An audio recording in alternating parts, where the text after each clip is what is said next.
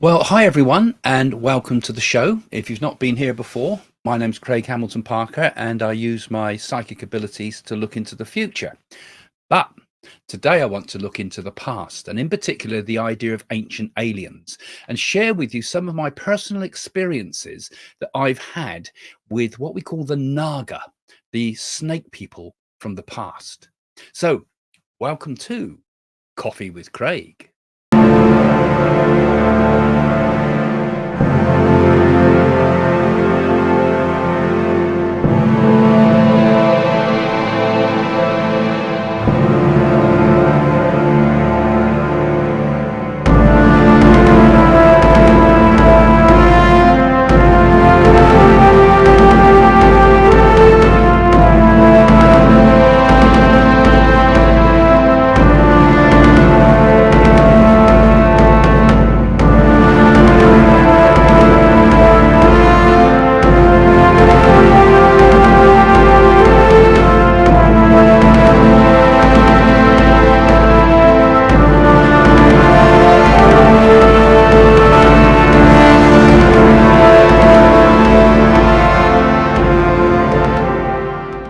Well, as I say, normally you come to the show and it's all about seeing the future and making predictions about the future. But myself as a psychic, I've also spent a lot of my work also looking into the past. I do things such as what we call psychometry, where you hold objects and look into the past. But a lot of people have asked me, and particularly when, some of the recent show I did in Japan, they were asking me about ancient aliens and things like that. Well, I thought, well, about time I started to share some of my direct experiences with some of these things, because I have some pretty amazing experiences in India with what they call the Naga, which are the snake people. And I'm going to tell you a bit about that today. I'll share with you a few clips from when I was in India and share with you some of the thoughts about the ancient snake people that may or may not have visited the earth centuries ago, and whether there is life on other planets, and some of the stories from ancient Sumeria, perhaps. And did Jesus even come into contact with aliens, or was there some connection with him, with the ancient alien teachers? Were they good? Were they horrible? Were they there to invade us? Were they there to rule us? Were they there to teach us? I'm going to share with you some of those thoughts. So it's a huge subject today, and I'll probably have to make some other videos about this later. So don't forget, while you're here, always give me a thumbs up, because it helps the algorithm, because sometimes these type of algorithms get pushed down on this topic. Like they pushed off David Icke when he spoke about these things. I want to address some of his ideas perhaps as we go through. And also do please follow the channel if you're here for the first time. And if you're enjoying this, this thought and the ideas and anything that comes up that we talk about here, please put any suggestions you'd like me to expand upon on some of the things I'm going to talk with you today. So I expect this will be a reasonably long video, but I've got a few thoughts that I want to talk to you about. Now, let me just share with you first of all this idea of what are the Naga. Now, it's a Sanskrit word. It means snake, and in Indian teachings right the way back, and right back in the Mahabharata, in all the ancient temples of India, you get all these different gods and things, and there's always the snake gods that come up. They were there right the way back. Before all the other gods, there was always the idea of the snake gods. When I explored the temples in India, we saw carvings all the time of the snake gods, what they call the Naga. And I went to some of the special ceremonies that were the snake ceremonies in India, and I'll talk about those as we go along. So they're the most ancient of the ancient gods. They're the first gods, as it were, in apostrophes, in the Bible when we look at the Genesis story, because it's the snake that's there first, isn't it?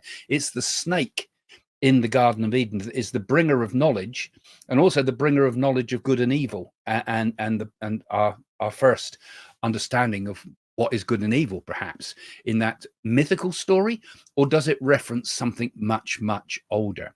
And like I say, also back in ancient Sumeria, they found in Iraq, they found suggestions that Earth was visited before. Or Earth was visited before by reptilian creatures who even inbred with the humans. And this is something that was picked up a lot by David Icke, who I gave a reading to some years ago on Mystic Challenge. he's been banned from YouTube now, which sadly. So that's why I say it's always difficult to talk about ideas sometimes that really go beyond normal thinking in many respects. I'm thinking outside the box. I don't necessarily agree with David Icke's take on these things, but I'll give you my take and personally my experience as well. Because let me first take you back to where I first started to get a connection with these things. And I'm talking about why I've had these insights that I'll share with you and give you some thoughts about what my visions of this have been when I look back into my meditations. Because one of the first and the most important places is one of the first visits I did to India. It was going back some time, and I was with a group of people that knew India very well. I was in northern India this time, up in the Himalayas areas, on the edges of the Himalayas, not full up in the mountains, but it was still on the Ganges, but quite high up the Ganges. And there was a special cave that we found out about that we had somebody help us to find and help take us to it. And this was such a sacred cave that we had to walk barefoot. Now, this is way off the tourist track, and it's something that people don't visit. And you have to go across quite difficult terrain barefoot and on stony ground, which, to be honest, was quite challenging. But anyway, we went along the banks of the Ganges partly, and then we scrambled up some pathways, scrambled up some cliffs. Well, they weren't cliffs, but quite a steep slope. And just on a bend of the Ganges, there's this little cave that looks out as the Ganges turns at this particular place. And there's some bushes in the way, but you can actually see the cave entrance. And we sat in this special cave. And it was an incredible place, really, because first of all, it's got the silence of the place, because you're in the jungles there, or the kind of comparative silence of the jungles, and you can just hear the sounds of the Ganges going by, and this amazing view with no buildings around it or anything like that, of in the jungles, in this cave, in this place that is tremendously inducive of meditation. Well, this cave is supposed to have been the place where a number of great teachers became enlightened. And we sat there in meditation trying to take in their vibrations. Now, one of the teachers that are supposed to have gone there was a teacher called Isa or Isha or Isa. The ISA it's spelled, but sometimes I believe it's pronounced Isha, which is a Sanskrit word that means Lord in Sanskrit. And it is supposedly the name that was given to Jesus, because in his missing years, that would have been between the ages of about 13 and 30. The stories go, and these stories are in the Indian stories. They're the Indian people know about these stories. It's also in the Tibetan teachings about this. The Tibet, they say that, and also in Kashmir, there's the stories about this. I mean, I've done a video about this a long time ago, and I should perhaps revisit this sometime. But Jesus went to India to learn. In fact, the three wise men who followed the star were astrologers that came from India, and were aware that this Messiah type character, this great teacher, this avatar they would call it in India, was about to walk the earth, and they arranged for him to go to India to complete his studies and complete his spiritual education. That's what it was all about. The star was perhaps something that the astrologers saw. Perhaps there was a supernova at the time, which there's talk about. But also they talk about the star as being the third eye, the inner self. They were guided by the inner light, the inner knowledge. They were guided by their inner star, as it were. So this whole idea was that Jesus went to India, and he went to this very cave that I was sat in. It's only a small little cave. It's not huge, it's not very big. You can't go back down into stalactites and things. No, it's just quite a small cave, but it's just like an opening, and it's in a very special energetic spot. Now, so this was a place of great spiritual energy, and what a place to meditate to, what a place to get inner connection with the ancients, and we were fortunate to be able to sit there undisturbed for quite a long time. And I went into meditation, and so did the people that were with me. And I saw things in my meditation. Not all of them I want to share with you, but some of it can be shared, and some of it I will share over coming programs with you. But I saw special things then. In some ways, I think when you sit in these special places, it triggers something in you. It triggers something in your auric frame. These certain spots on Earth have special energy like this, you know.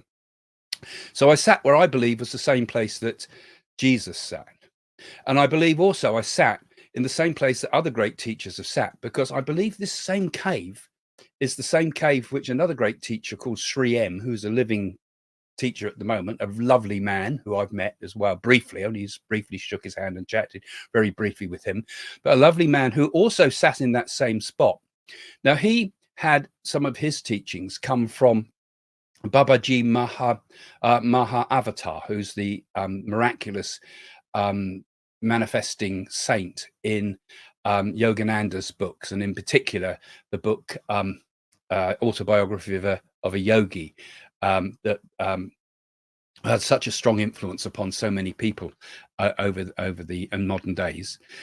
But again, this same place is where Sri M is supposed to have been. I believe I'm right in saying this. He may write and correct me, but this is the same place where the Naga manifested to him. Now, when Maha Avatar Babaji, who is an incredible teacher, told him to go to that cave, I believe.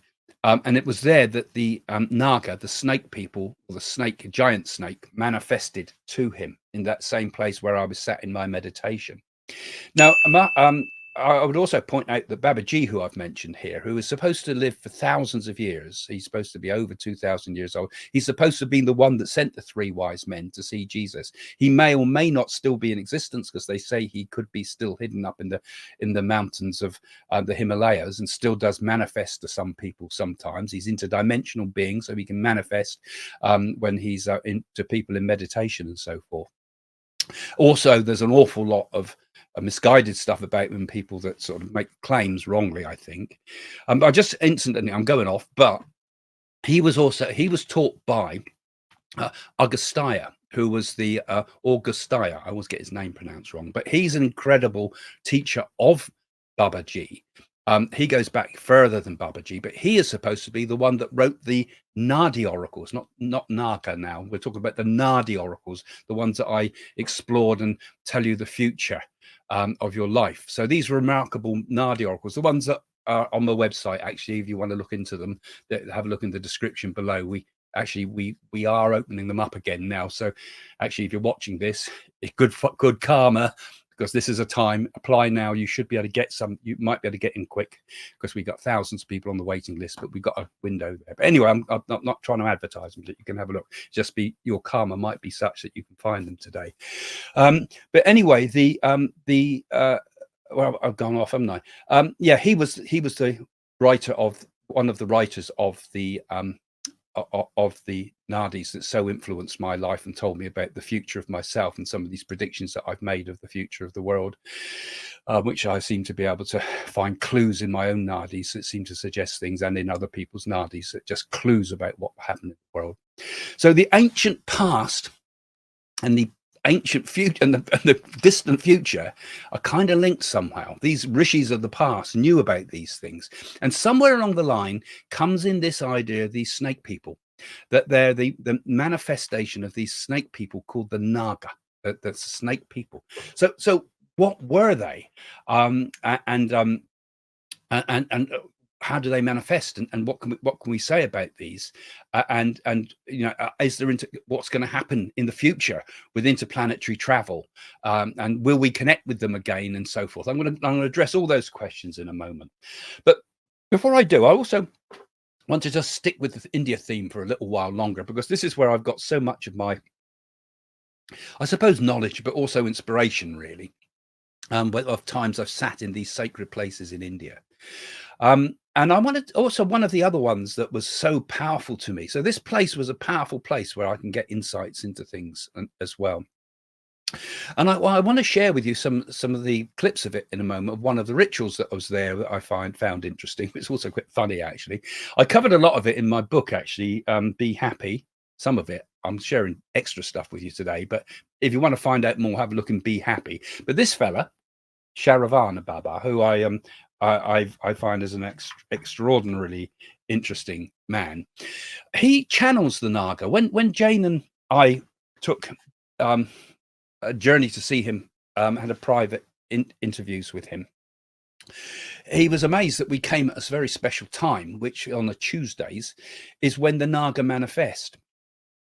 And I can't go into too much detail on this either, because some of it I don't necessarily want to share. But in short, what he did, he went into a sort of a trance when we saw him, and started shaking around almost like an epileptic type of fit type thing. We were wondering what the hell's going on, what's happening here.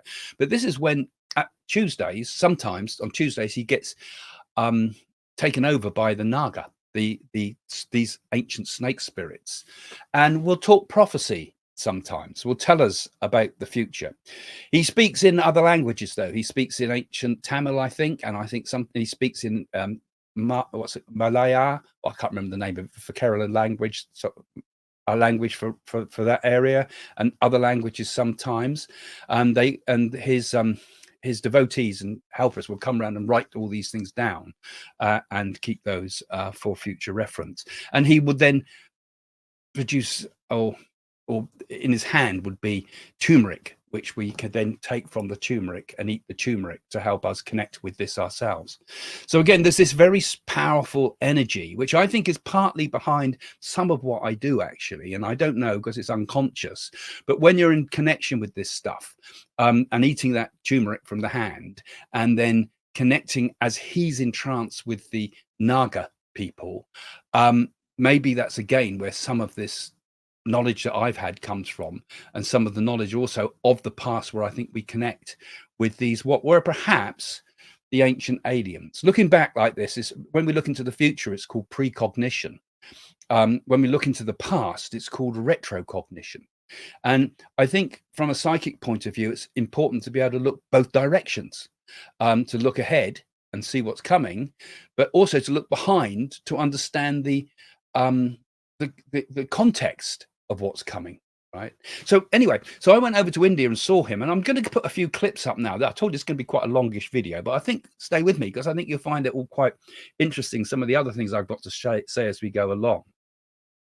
But I went there to one of the, we decided one day he'd take us to, just decided like that, today we go to the Naga temples in the jungle, all right? And we had to suddenly get ready. I had to get everything packed, ready to get out into the jungle, to go to these rituals, to rituals for the snake people. So I'm just going to show you a short clip of this now, I think, because I think it's quite interesting, of what actually goes on.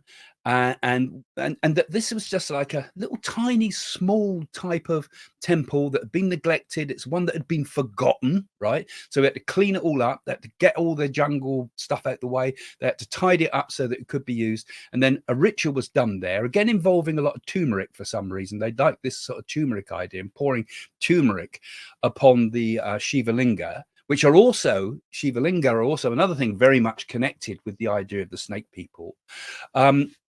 And because they capture the energy of the spirit, they're an energy capturer, really, and then distribute it to us. They're an amplifier, perhaps, of the energy, we could even say. Anyway, have a look at this clip, see what you think of this. As a spiritualist medium, one of the most interesting things I find about Sharavana's work is when he goes into trance. I've seen him do this a number of times, sometimes into a trance where he channels the Naga, the snake energy, sometimes when he channels Kali, and also sometimes when he channels Shiva. In a moment they'll be beginning the chants to Shiva. The one they'll be using today will be Om Hrim Namah Shivaya. This one combines the vibration of both the male and female energies, with Hrim being associated with Shakti.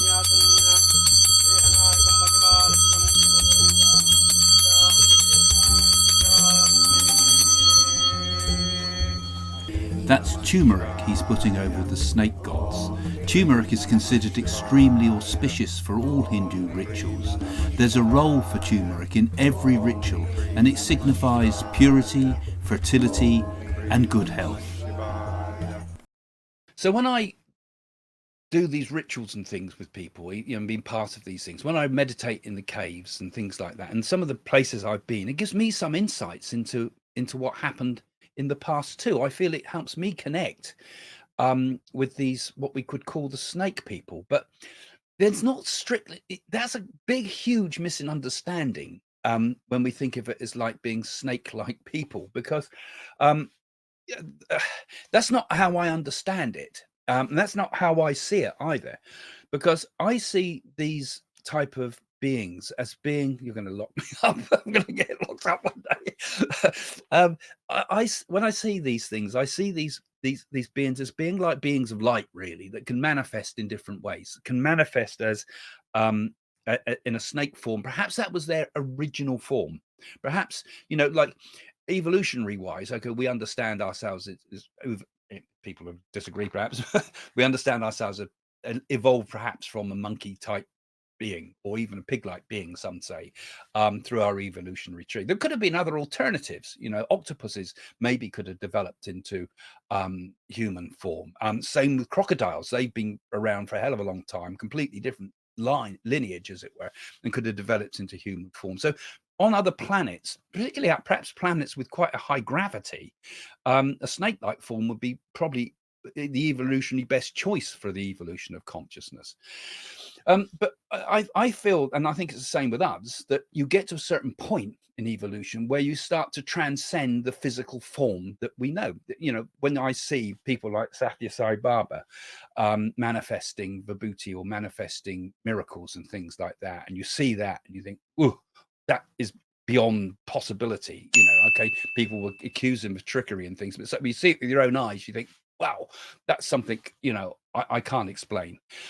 You think, well, and you see spirit in spiritualism, for example, you see spirit lights or ectoplasm or things like that. You think, well, there are things in this existence that go way beyond our normal understanding of the material world. And what it means is that we could evolve into who knows what.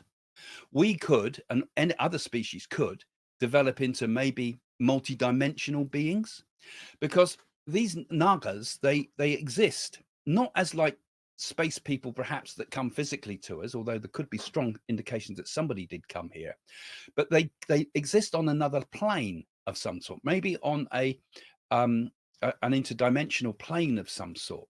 They talk in the Indian text about the lokar, that there's these different lokar, which can be understood on different levels. It's a bit like the bardos in the Tibetan Book of the Dead. It's like layers of existence, and that there's higher and lower layers of existence, and often snakes depicted in the old temples and things are often underground. They're often in wells. They're often the bottom of the sea.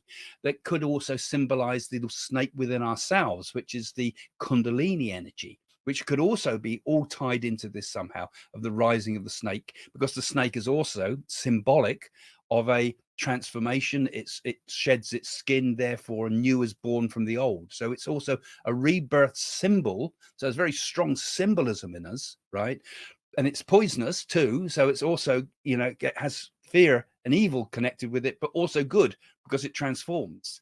A bit like fire, it can burn and it can transform. So I think with a lot of this, this, I believe it all exists on some interdimensional level, which is, again, hard to explain, because it's not like I understand it, and the way I see it, it's not like a material world is an illusion. You see, in my understanding, everything is Brahma, everything is God, everything is just manifest. Okay, yes, it's a picture in our brain. I'm perhaps going off too much. It's a picture in our brain from the one hand, which is actually being turned upside down because our perceptions put the pictures on the back of our eye upside down. It's an illusion, all of it. Even the self that's experiencing this is an illusion. So that's where we have to dig into those realms of consciousness if we want to connect with these people again from the other worlds. And I don't think they do connect with us, and they may have occasionally connected with certain people, like I said, with Baba G. Maybe there was something going on there, I think possibly Jesus, who sat in that same place where the Naga manifest, was he onto it? He never spoke about it in quite the same way, but perhaps there's something there in it all. We can't really answer these things, and the problem is it can get carried away with fantasy too once we start digging into this, because where do we draw the line between what is our imagination and what is our direct personal experience of these things? But there's definitely something there.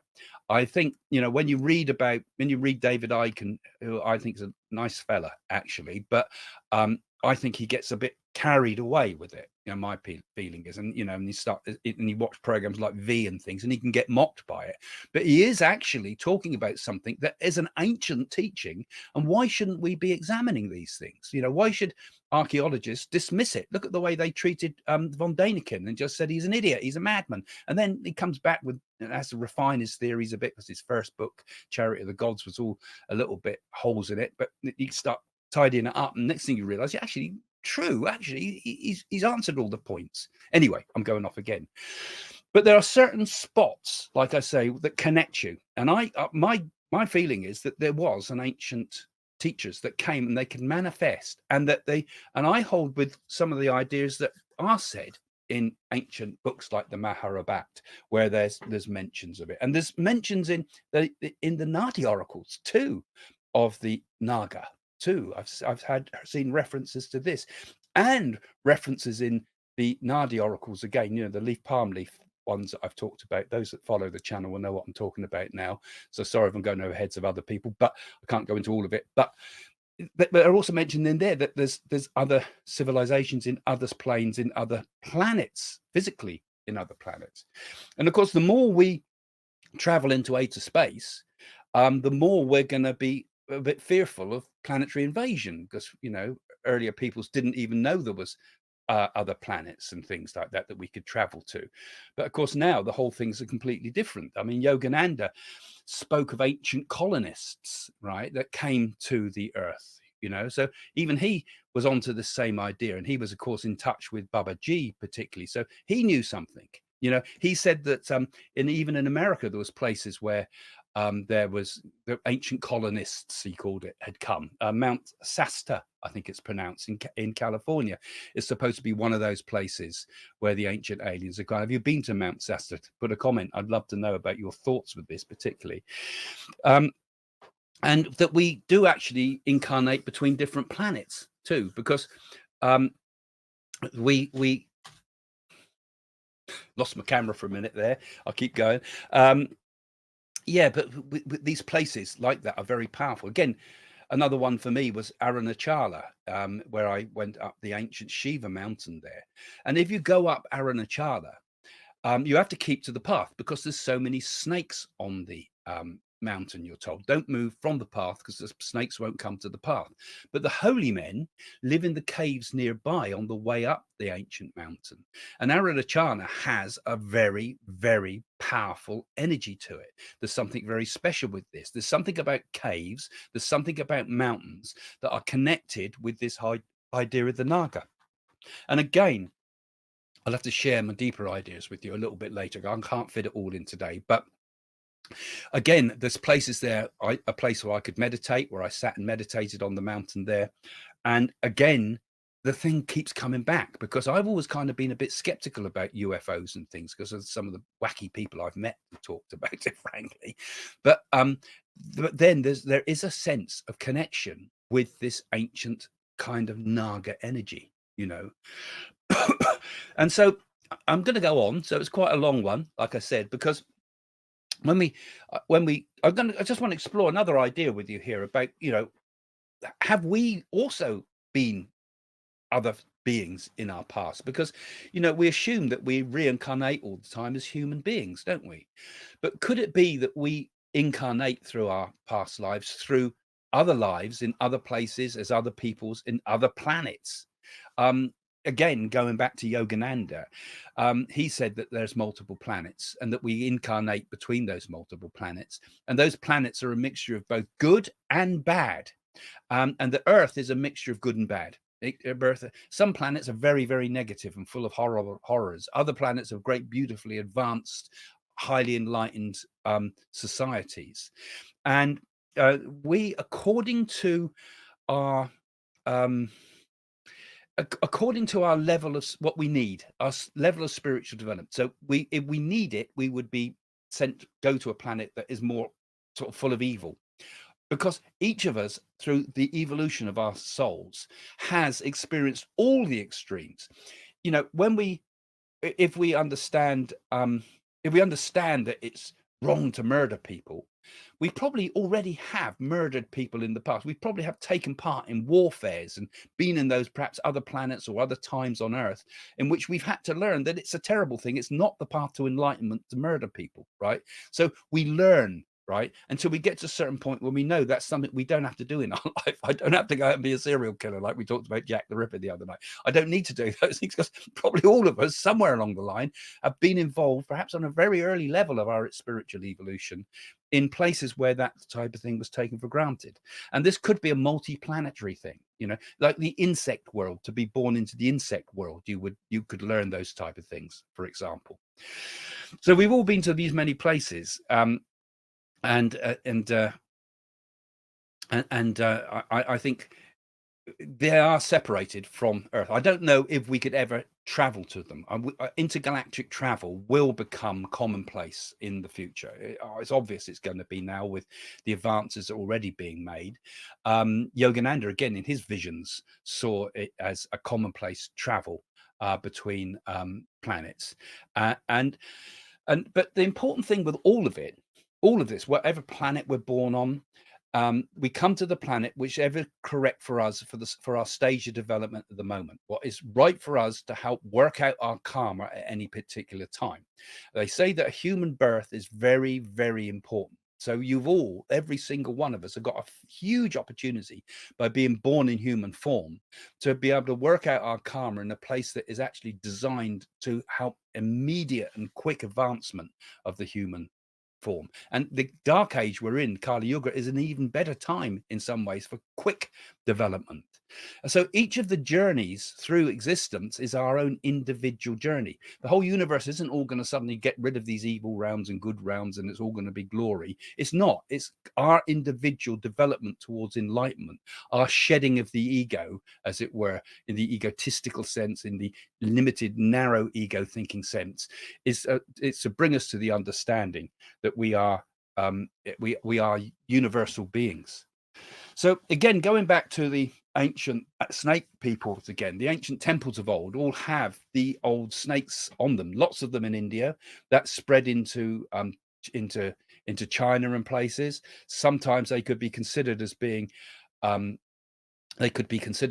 symbolic, but I believe they were shapeshifters. That the ancient snake-like people could change their form. So they weren't snakes, but they could take a form of that.